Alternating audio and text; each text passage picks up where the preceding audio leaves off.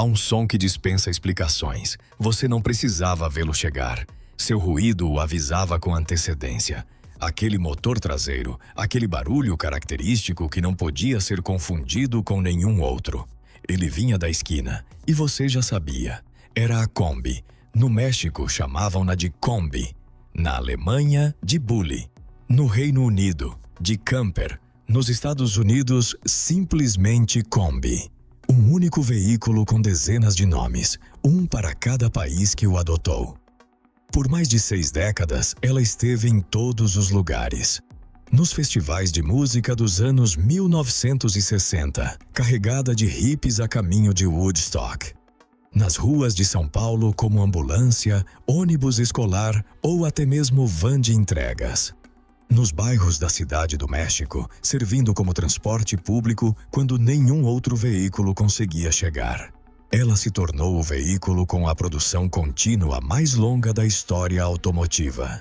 E em 31 de dezembro de 2013, a última unidade saiu da linha de montagem no Brasil. A linha parou. Os trabalhadores desligaram as máquinas, recolheram seus pertences e o veículo de produção mais longa da história deixou de ser fabricado para sempre.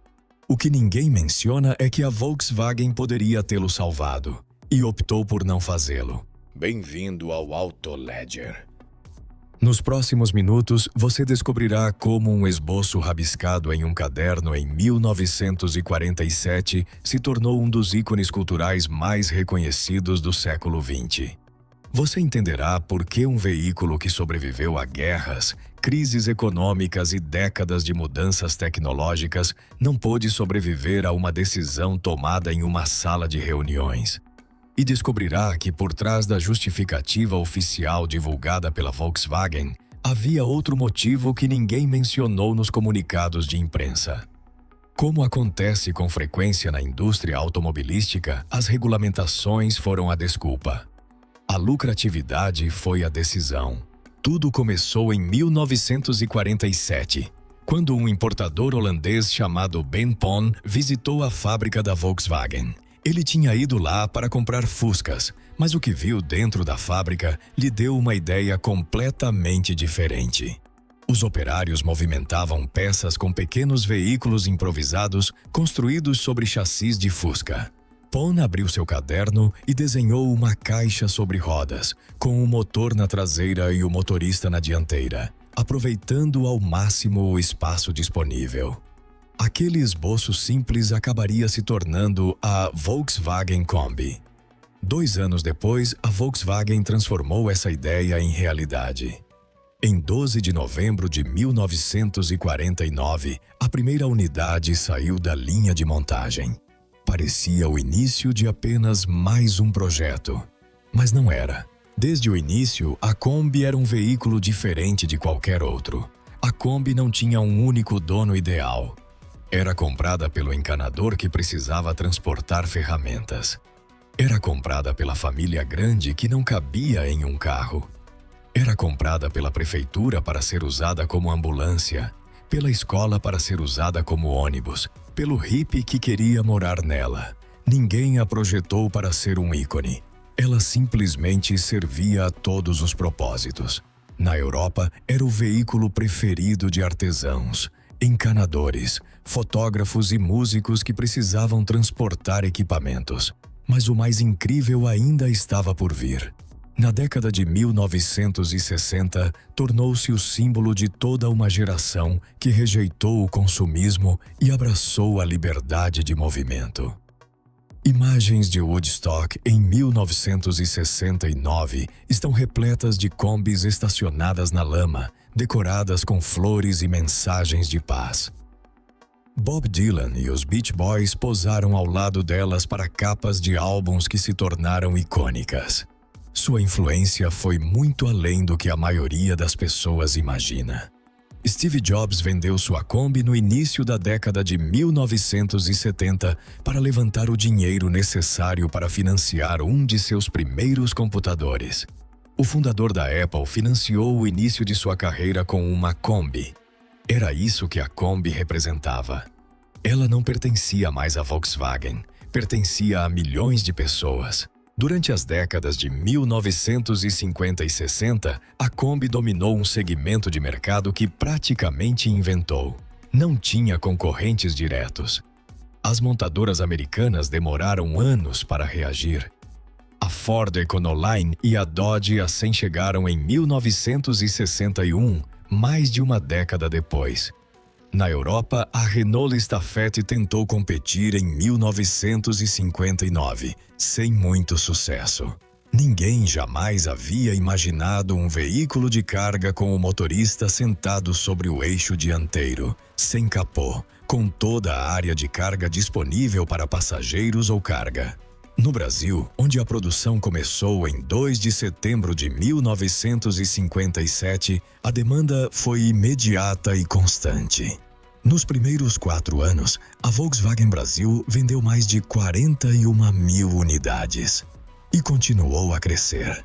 A Kombi brasileira se tornou ambulância, viatura policial, biblioteca móvel, caminhão de bombeiros, van de televisão, táxi compartilhado.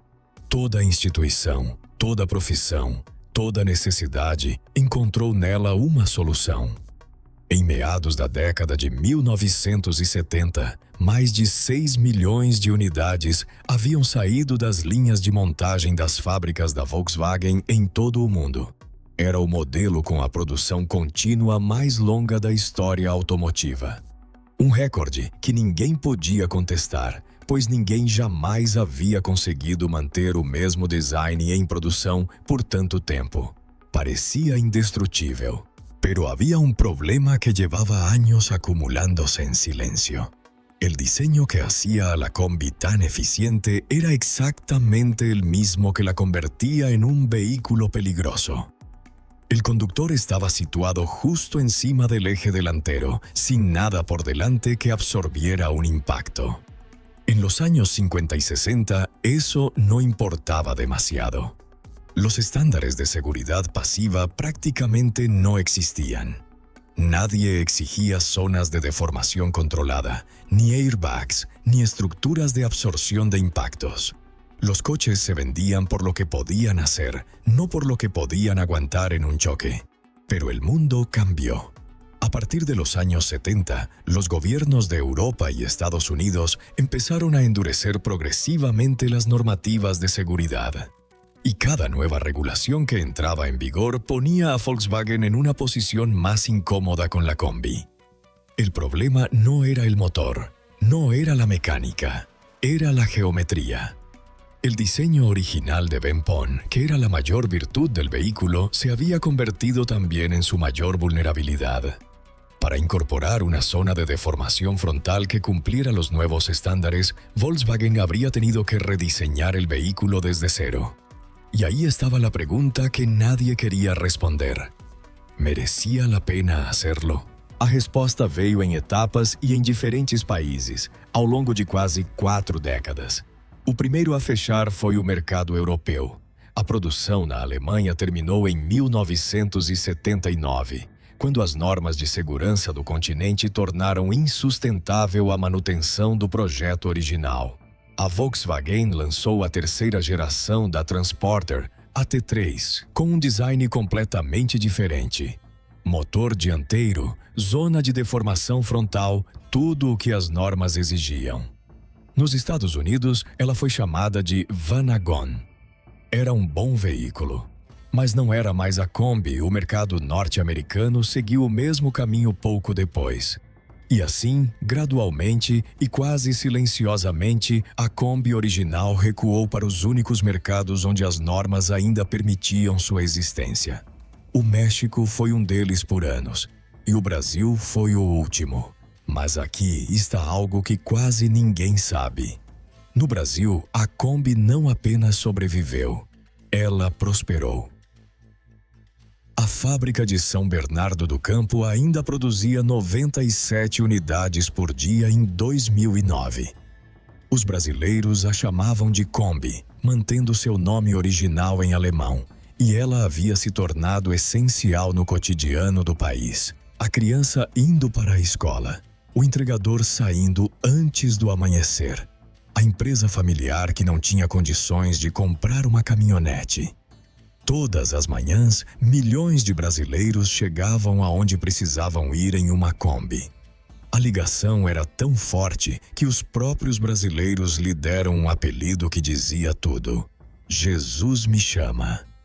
Uma forma bem-humorada de reconhecer que o veículo não era exatamente o mais seguro do mundo, mas também uma maneira de dizer que, mesmo assim, o amavam.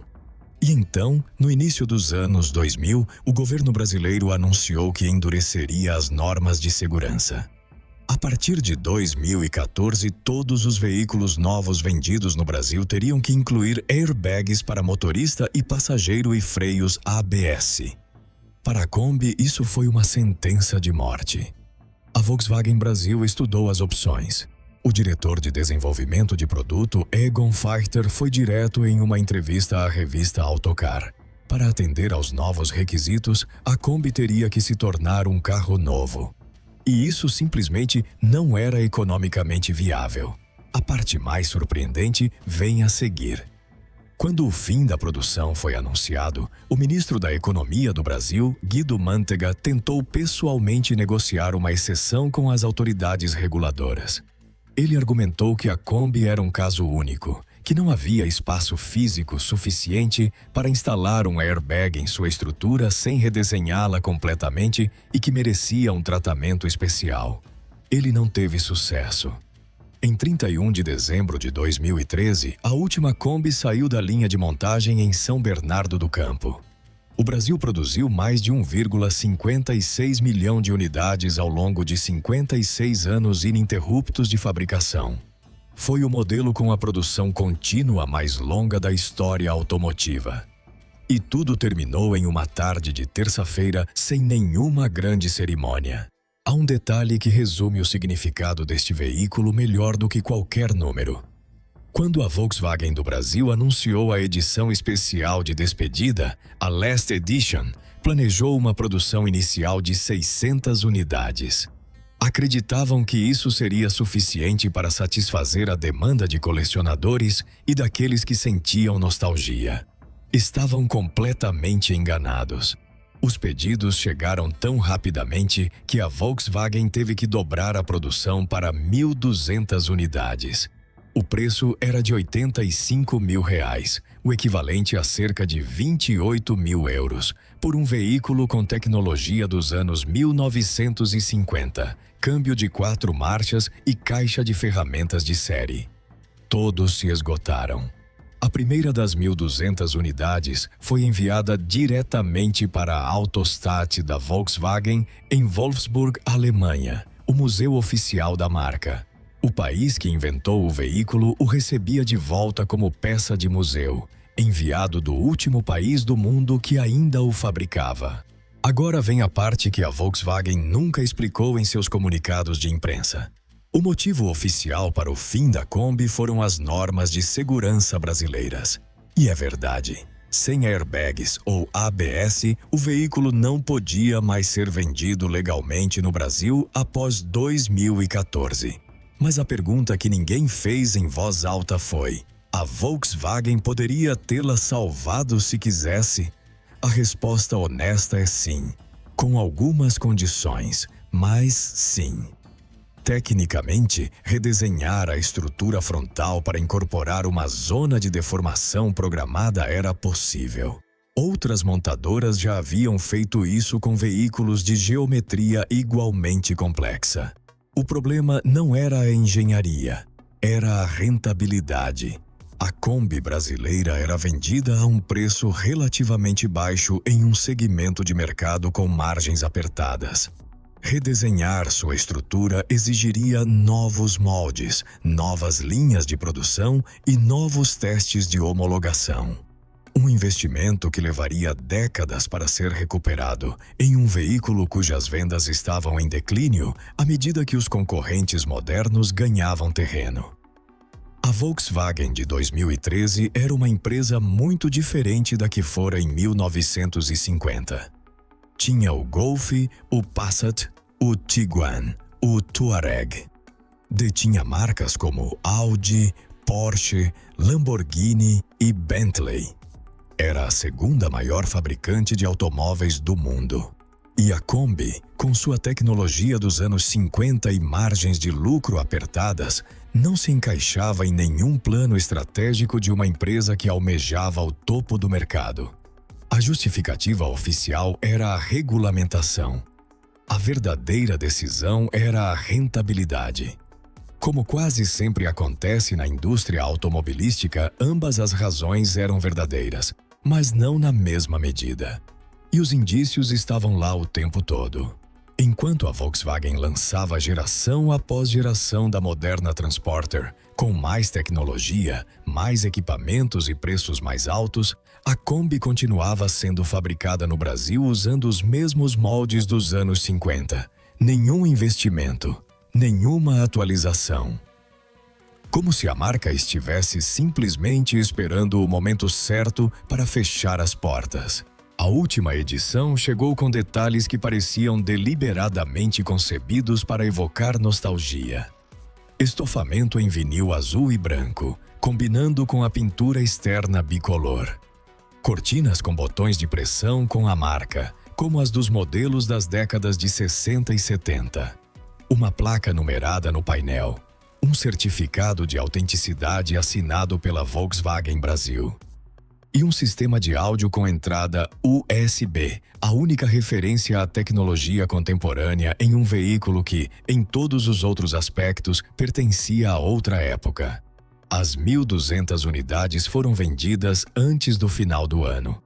Em 31 de dezembro de 2013, a linha de produção parou. Os operários da fábrica de São Bernardo do Campo assinaram a carroceria do último exemplar, assim como os operários de Puebla haviam assinado o último Fusca uma década antes. Pequenos rituais para se despedir de algo que sabiam que não voltaria. E, de certa forma, eles estavam certos. A Volkswagen Transporter moderna, a T6, a T7, é um veículo completamente diferente. Profissional, eficiente, repleto de tecnologia. Mas não é mais a Kombi. Não tem aquele visual, não tem aquele som, não tem aquela presença que dispensa apresentações. Em 2017, 4 anos após o fim da produção da Kombi original, a Volkswagen anunciou que estava desenvolvendo uma sucessora elétrica baseada em sua nova plataforma MEB. Deram-lhe o nome de ID. Buzz. Foi lançada em 2022. O design reviveu deliberadamente a silhueta arredondada, a carroceria bicolor e a dianteira plana. Foi uma homenagem calculada ao que eles haviam deixado morrer. Hoje, exemplares originais em bom estado se tornaram itens de colecionador com valores cada vez maiores. Uma Kombi da década de 1960, em estado original, pode alcançar preços em leilão que pareceriam absurdos 20 anos atrás. Clubes de proprietários organizam encontros em todo o mundo. Restaurações custam mais do que o valor original do veículo. O mercado fez a Volkswagen pagar exatamente pelo que a empresa calculou mal. O valor emocional de um ícone não é amortizado em uma planilha. Ele se acumula ao longo de décadas, e quando desaparece, não desaparece completamente. Torna-se mais caro, mais raro e mais desejável do que antes. Há algo nesta história que diz muito sobre como funciona a indústria automobilística. A Volkswagen parou de fabricar a Kombi porque os números não fechavam. Porque modernizá-la custava mais do que era lucrativo. Porque havia modelos mais novos, com margens maiores e clientes mais jovens esperando em outros segmentos de mercado. E 20 anos depois, a Volkswagen gastou uma fortuna projetando o ID. Buzz, um veículo elétrico cujo único argumento de venda real é se assemelhar ao que eles deixaram morrer. Isso não é nostalgia, é um preço. O esboço que Ben Pon rabiscou em um caderno em 1947 gerou mais de 6 milhões de veículos, décadas de história e uma conexão emocional com milhões de pessoas em todos os continentes. Essas coisas não são fabricadas, são conquistadas. E uma vez que você as tem, elas não desaparecem, mesmo que a linha de montagem feche. Se você achou isso interessante, incluí outro vídeo na tela que tenho certeza que irá surpreendê-lo.